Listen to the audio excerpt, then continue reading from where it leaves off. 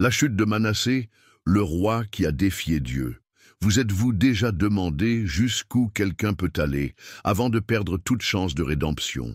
Jusqu'où peut-on tomber avec autant de poids sur les épaules avant que la miséricorde de Dieu ne disparaisse complètement? Imaginez un roi qui non seulement rejette Dieu, mais le défie si profondément que ses mauvaises actions sont enregistrées comme l'une des pages les plus sombres de l'histoire de Juda. Cet homme, c'est Manassé. Il était le fils du roi Ézéchias, l'un des rois les plus justes d'Israël, qui a restauré le temple de Dieu et apporté une vague de renouveau spirituel à son peuple.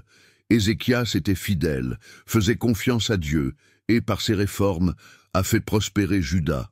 Mais son fils, Manassé, à seulement 12 ans, est monté sur le trône et ce qui semblait être l'avenir d'un royaume prospère s'est rapidement transformé en une histoire de dévastation. Manassé a pris le pouvoir à un jeune âge, et son cœur était loin de Dieu. Il a ramené les autels païens, a détruit les propres efforts de son père, et a même fait l'impensable. Il a sacrifié ses propres enfants en offrande à des dieux étrangers. L'histoire de Manassé est marquée par sa rébellion directe contre le Créateur, qu'il a ouvertement rejeté. Son règne est devenu un cauchemar spirituel, où l'idolâtrie, la violence et la corruption ont prévalu, déstabilisant complètement le peuple de Juda. Mais voici la question. Est-il possible qu'un tel homme perdu puisse être racheté? Avec tant d'erreurs et tant de douleurs causées, comment un roi aussi méchant pouvait-il prendre un nouveau départ? La réponse, étonnamment, vient de la toute fin de son voyage. Manassé, lorsqu'il a été capturé et emmené à Babylone, subissant des humiliations physiques et spirituelles, a trouvé quelque chose que peu attendirent de lui, une véritable repentance. Dans son chagrin, alors qu'il n'avait plus de trône ni de force, il s'est tourné vers Dieu. Et Dieu, dans son infinie miséricorde, a entendu le cri d'un homme qui, bien qu'il ait causé la destruction, a cherché le pardon le cœur brisé. Vous êtes-vous déjà senti perdu dans vos choix, comme Manassé? Comment réagiriez-vous à un repentir aussi profond? Laissez votre commentaire ci-dessous. Nous voulons savoir ce que vous pensez de la transformation de Manassé. N'oubliez pas d'aimer, de vous abonner à la chaîne et de partager afin que plus de gens puissent réfléchir au vrai changement. L'histoire de Manassé n'est pas seulement une histoire de chute, mais aussi de rédemption et de transformation. Il nous enseigne que peu importe à quel point notre chemin est sombre, la vraie repentance a le pouvoir de nous restaurer et que personne n'est hors de portée de la miséricorde divine. Mais le chemin de cette transformation commence par une décision intérieure. Faire face à sa propre méchanceté et chercher de tout son cœur la grâce de Dieu. Manassé monta sur le trône de Juda à une époque de grande instabilité pour le royaume.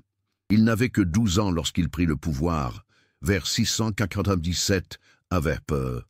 J.C., après la mort de son père, Ézéchias, un roi connu pour sa fidélité à Dieu. Pendant le règne d'Ézéchias, Juda connut une période de prospérité spirituelle et politique avec d'importantes réformes. Ézéchias était responsable de la purification du temple de Dieu et du rétablissement du culte du Seigneur. Cependant, son fils, Manassé, prit la direction opposée, marqué par l'idolâtrie et la désobéissance extrême. Au début de son règne, Manassé commença à revenir sur les réformes que son père avait faites.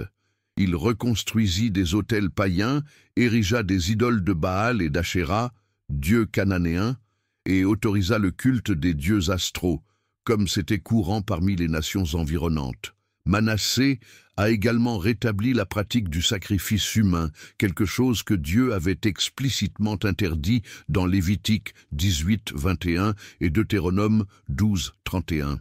Il a sacrifié ses propres enfants dans le feu, un acte d'idolâtrie horrible commis dans la vallée de Ben Hinnom, qui serait associé au jugement divin et au péché extrême, 2 Chroniques 33:6. De plus, Manassé a démantelé le temple de Dieu, lui permettant d'être utilisé pour des rituels païens, qui violaient directement les commandements divins. La gravité de leurs actions ne peut être sous-estimée. Le temple de Jérusalem, qui avait été restauré par son père en tant que lieu saint de culte, a été profané de manière irréversible. Ces actes de désobéissance n'étaient pas isolés, mais faisaient partie d'une série de décisions qui ont marqué le règne de Manassé. Il a également adopté une position de soumission envers l'Empire assyrien qui était en plein essor à cette époque. Contrairement à son père Ézéchias, qui résista à la domination assyrienne, Manassé s'aligna du côté des Assyriens, probablement pour assurer sa position sur le trône et empêcher une invasion directe. Cela représentait un changement majeur dans l'identité politique et religieuse de Juda, car l'alliance avec l'Empire assyrien impliquait l'acceptation de leur Dieu et de leurs pratiques spirituelles. Cet éloignement de Dieu et cette soumission aux étrangers puissants marquèrent encore la corruption du royaume de Juda. La méchanceté de Manassé a atteint un tel sommet que Dieu ne pouvait plus ignorer la souffrance qu'il causait au peuple. Dans 2 Rois 21:9, le texte dit que Manassé a fait plus de mal que les nations que l'Éternel avait détruites avant Israël. C'était le reflet de la décadence spirituelle de Juda. Le péché de Manassé a été un facteur déterminant dans l'effondrement spirituel de la nation, et ses choix ont planté les graines du futur exil babylonien. Le récit de Manassé nous enseigne une leçon importante. Le péché personnel d'un dirigeant peut affecter une nation entière. Les actions de Manassé ont créé un climat de corruption spirituelle et son leadership impitoyable a endommagé la relation entre Juda et Dieu. La spiritualité de la nation a été ébranlée et le peuple a été amené à adopter des pratiques païennes, s'écartant davantage des enseignements divins. L'histoire de Manassé est sans aucun doute l'une des plus marquantes en ce qui concerne la justice divine et la miséricorde infinie de Dieu. Le règne de Manassé en Juda a été marqué par des actions si graves qu'aux yeux des hommes, il n'y avait plus aucune chance de rédemption. Le roi s'est complètement écarté des principes de justice, a manqué de respect aux lois divines et a entraîné sa nation dans les ténèbres spirituelles. Cependant, ce qui rend cette histoire si puissante, ce n'est pas seulement le péché de Manassé, mais la réponse de Dieu à la repentance, justice divine, quand la désobéissance a des conséquences. Tout d'abord, il est crucial de comprendre ce que signifie la justice divine. La justice de Dieu n'est pas seulement un jugement sévère, mais une manifestation de son tempérament parfait. La Bible nous enseigne que Dieu est juste, et qu'il ne peut tolérer le mal sans réponse. C'est ce que nous voyons clairement dans l'histoire de Manassé. Même si Dieu a été patient avec lui, lui permettant de régner pendant 55 ans, les actes d'idolâtrie, la persécution des prophètes et le sacrifice d'enfants ont atteint un point de non-retour. Lorsque Manassé a persisté dans son péché, la justice divine s'est manifestée par un jugement impitoyable. Le royaume de Juda, qui était déjà spirituellement affaibli, fut finalement sévèrement puni. Manassé fut capturé par les Assyriens et emmené humilié à Babylone. L'image d'être attaché avec des crochets au visage, une pratique assyrienne courante pour maîtriser les prisonniers, est un symbole clair de la façon dont le péché mène à la perte de la liberté et à l'échec. Cette souffrance, qui aurait pu sembler cruelle, était en fait une manifestation de la justice de Dieu. Dieu, en tant que Père juste, ne pouvait pas laisser le péché sans réponse. Mais le jugement divin n'est pas punitif sans but. Il vise à corriger et à restaurer en montrant que le péché a des conséquences, non seulement pour l'individu, mais pour toute la communauté. Manassé a payé le prix de ses actes, et la souffrance a été une occasion de se repentir. Maintenant, la question qui se pose est la suivante. Peut-on être racheté après être tombé si profondément? La réponse, étonnamment, est oui. L'histoire de Manassé devient encore plus significative lorsque nous examinons le concept de la rédemption divine. Dans une période de souffrance extrême, Manassé se repent sincèrement de ses péchés. Il reconnaît la gravité de ses choix et implore Dieu pour lui demander pardon. Dans 2 Chroniques 33, 12, 13, nous voyons comment il s'humilie profondément devant Dieu, et ce faisant, il trouve la grâce et la miséricorde. La rédemption de Manassé est un exemple de la façon dont Dieu peut transformer le cœur de quelqu'un qui se repent vraiment. Même lorsque tout semblait perdu, le roi a connu une renaissance spirituelle. La miséricorde divine ne connaît pas de limite lorsqu'il y a repentance sincère. Même si Manassé a détruit ce qui était saint, Dieu était disposé à le restaurer, car la miséricorde de Dieu est plus grande que le péché humain. Cette transformation n'est pas instantanée. Après avoir été rétabli dans sa position de roi, Manassé détruit les autels païens, purifie le temple et invite le peuple de Juda à revenir adorer Dieu. Il essaie de réparer les dégâts qu'il a causés en montrant que la vraie rédemption passe par l'action. Il ne s'agit pas seulement de demander pardon, mais d'agir pour restaurer ce qui a été détruit. Que nous apprend l'histoire de Manassé? La rédemption est accessible à tous, quelle que soit la profondeur de notre chute. Dieu n'abandonne jamais ceux qui se repentent du fond du cœur. Le jugement de Dieu est juste, mais sa miséricorde est infiniment plus grande. Manassé nous enseigne qu'un repentir sincère peut ouvrir la porte à une nouvelle vie, peu importe à quel point le voyage a été sale ou endommagé. De plus, l'histoire de Manassé est un exemple clair de la façon dont les dirigeants peuvent profondément affecter leur nation. Le comportement de Manassé a conduit Juda sur un chemin de destruction spirituelle, mais sa transformation a apporté une occasion de renouveau pour tous. Un changement chez un leader peut inspirer une nation entière à se tourner vers Dieu. Après un jugement sévère et une repentance sincère, l'histoire de Manassé nous conduit au point le plus touchant et le plus révélateur de tout son voyage, le pardon de Dieu. Cette partie de l'histoire, peut-être la plus surprenante, nous montre que, quelle que soit la profondeur du péché, Dieu offre toujours une chance de réconciliation. Mais que signifie vraiment le pardon? Et comment la miséricorde divine peut-elle transformer quelqu'un qui semblait irrécupérable? La miséricorde n'est pas seulement un mot religieux, c'est l'un des attributs centraux de Dieu qui définit sa relation avec l'humanité. Dieu, étant infiniment juste, aurait pu facilement rejeter Manassé une fois pour toutes, étant donné l'étendue de ses transgressions. Après tout, le roi avait profané le temple, détruit des vies innocentes et éloigné une nation entière de Dieu. Il n'était pas seulement un dirigeant méchant, mais quelqu'un qui avait rompu une alliance sacrée avec le Créateur. Mais la miséricorde de Dieu est beaucoup plus profonde que nous ne pouvons l'imaginer. Elle n'est pas basée sur la dignité, mais sur la grâce pure.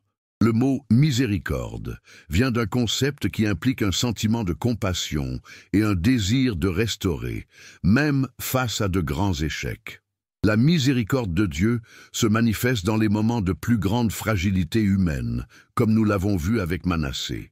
Lorsqu'il était au plus bas, sans plus d'options et entouré de ses propres choix destructeurs, Dieu a tendu la main et lui a offert l'opportunité de la transformation. Manassé, lorsqu'il a été emmené en captivité par les Assyriens, a vécu quelque chose de bien plus grand que la punition pour ses actes. Il a commencé à faire l'expérience de ce que beaucoup considèrent comme la véritable grâce divine. Pendant la période de captivité à Babylone, le cœur du roi a été transformé. Il a commencé à reconnaître la gravité de ses actes et, de manière inattendue, s'est tourné vers Dieu, implorant le pardon. Dans sa prière, Manassé a reconnu qu'il ne méritait pas la miséricorde de Dieu, mais il l'a quand même demandé. Ce moment de repentance sincère n'était pas seulement une formalité, mais une profonde expression d'humilité. Manassé a finalement compris que le pardon n'était pas quelque chose qu'il pouvait gagner, mais quelque chose que Dieu, de sa propre volonté, était prêt à offrir. En demandant pardon, Manassé a fait preuve d'un abandon total à Dieu, reconnaissant que lui seul pouvait réparer le mal qu'il avait causé. Dieu, dans sa patience et son amour infini, a non seulement pardonné à Manassé, mais l'a également rétabli dans sa position de roi. Après s'être repenti, Manassé a non seulement été physiquement libéré de sa captivité, mais il a eu la chance de reconstruire tout ce qu'il avait détruit, à la fois spirituellement et politiquement. De retour à Jérusalem, il fit plus que réoccuper son trône. Il restaura le temple de Dieu et défit les idolâtries qu'il avait lui-même établies. La transformation de Manassé est un exemple clair que le pardon de Dieu a le pouvoir d'apporter un véritable renouveau, non seulement à l'individu, mais à ceux qui l'entourent. En restaurant le culte de Dieu, Manassé offrait également une nouvelle chance au peuple de Juda. Il est devenu un leader qui, après avoir traversé la tempête du péché, a maintenant ramené son peuple sur le chemin de la foi et de l'obéissance. L'histoire de Manassé n'est pas seulement celle d'un roi, c'est un rappel que nous tous, peu importe jusqu'où nous sommes allés, pouvons trouver le pardon et la réconciliation avec Dieu. Le pardon de Dieu n'est pas conditionné par la taille de nos péchés, mais par la sincérité de notre repentance. Lorsque nous recherchons la miséricorde de Dieu avec un cœur ouvert, il est toujours prêt à nous restaurer, tout comme il l'a fait avec Manassé. Cette histoire est une leçon d'espoir pour tous ceux qui croient que leur passé les définit, qui pensent qu'il n'y a plus de chance pour une nouvelle vie. L'histoire de Manassé nous montre que le pardon de Dieu est plus puissant que n'importe quelle erreur commise. La grâce de Dieu offre un nouveau départ à tous ceux qui se tournent vers lui avec sincérité. L'histoire de Manassé ne se termine pas par la repentance. Elle devient un témoignage vivant de restauration et de nouvelles opportunités. Après son humiliation lors de la captivité babylonienne et sa sincérité dans la recherche de la grâce de Dieu, le roi retourne à Jérusalem avec une nouvelle mission: reconstruire non seulement le royaume, mais aussi la confiance du peuple en Dieu. C'est à ce moment-là que votre voyage devient un exemple de la façon dont, même après une chute profonde, le vrai repentir peut conduire à une restauration complète. Manassé, maintenant rétabli sur son trône, non seulement reprend le pouvoir, mais commence à appliquer une nouvelle forme de leadership. Auparavant, il avait été le principal responsable de la destruction spirituelle de Juda, mais maintenant, il se considère comme un instrument pour restaurer la relation du peuple avec Dieu. Il renverse les pratiques idolâtres qu'il avait lui-même établies, détruisant les autels païens, enlevant les images et interdisant le culte des dieux étrangers. Ce mouvement de purification spirituelle n'est pas seulement un acte de démantèlement des structures physiques, mais aussi un effort pour reconstruire les fondations spirituelles de Juda. La direction de Manassé devient maintenant centrée sur Dieu.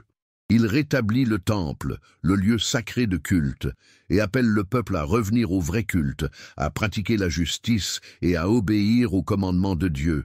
La transformation de Manassé reflète le fait que les dirigeants peuvent être restaurés et peuvent, par des actions sincères, ramener leur peuple sur le chemin de la foi et de la justice.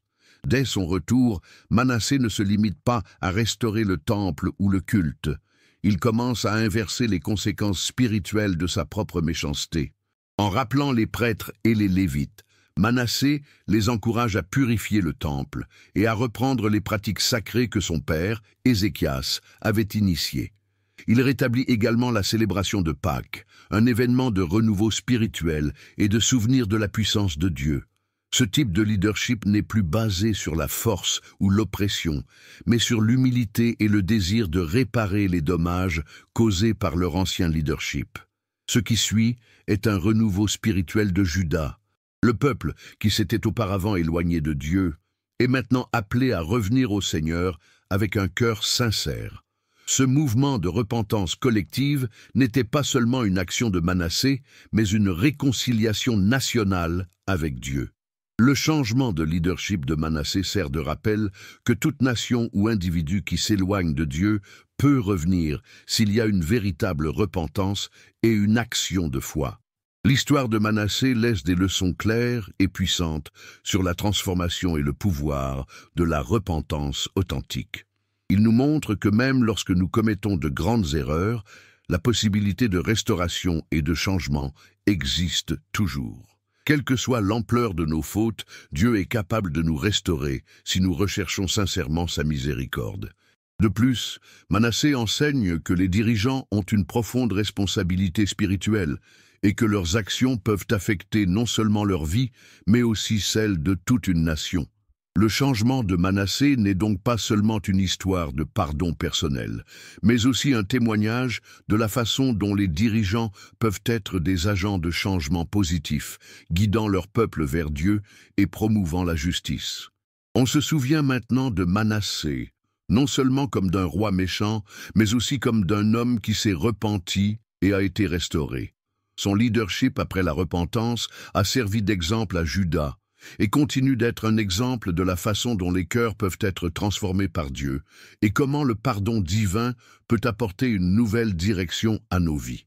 L'histoire de Manassé est l'une des plus extraordinaires et des plus inattendues de la Bible. Un roi qui a commencé son règne par un chemin d'idolâtrie, de persécution et de sacrifices humains, transformant sa nation en un centre de destruction spirituelle, a terminé son voyage avec un profond repentir et une restauration complète. Manassé, qui a causé tant de mal, a eu la chance de revenir en arrière et de changer son histoire.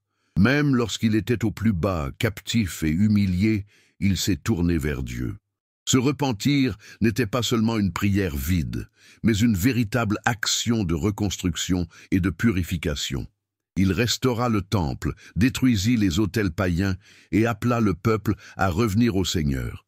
Sa vie est devenue un exemple clair que même les plus grandes erreurs peuvent être corrigées lorsqu'il y a un véritable changement de cœur. Non seulement Manassé a trouvé le pardon pour lui-même, mais il a également restauré le culte de Dieu en Juda, ramenant le royaume sur le chemin de la fidélité. Son histoire nous enseigne qu'une véritable transformation est possible, quelle que soit l'ampleur de l'erreur commise. Il a commencé comme un roi qui a rejeté Dieu, mais a terminé sa vie en étant un roi qui a restauré la relation de sa nation avec Dieu. L'exemple de Manassé est clair. Personne n'est irrémédiablement perdu. La miséricorde divine est plus grande que n'importe quelle défaillance humaine.